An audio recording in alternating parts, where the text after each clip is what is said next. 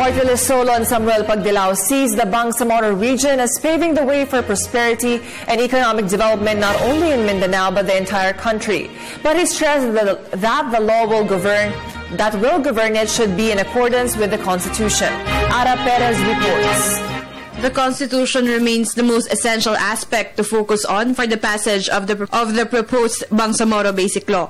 This is the manifestation of Representative Samuel Pagdilao of the Anti-Crime and Terrorism Party List, who also served as the Director of the Philippine National Police from 2011 to 2018. Darating ang panahon at ako'y naniniwala, nakakasiguro, na pag lumampas o dumating pag ito ay na-approve sa Kongreso at malagdaan ng Pangulo na magiging isang batas, dadalhin doon sa Korte Suprema para i-question yung constitutionality ng batas na ito, lalong-lalo yung mga provision.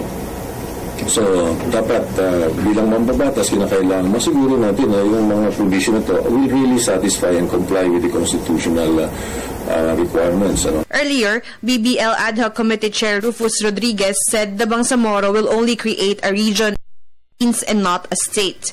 With this, Rodriguez said the creation of a parliamentary government within a unified presidential government is in accordance to the Constitution, deemed first of its kind. Meanwhile, Pagdilao is still vying for inclusivity in the Bangsamoro. Hindi lamang magbibigay ng consideration or pabor sa isang grupo, MILF.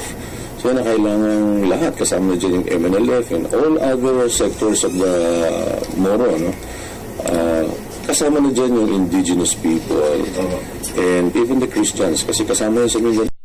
More than lasting peace, Pagdilao believes that the Bangsamoro will pave the way for prosperity and economic development in Mindanao and the whole Philippines. For the People's Television, this is Ara Perez.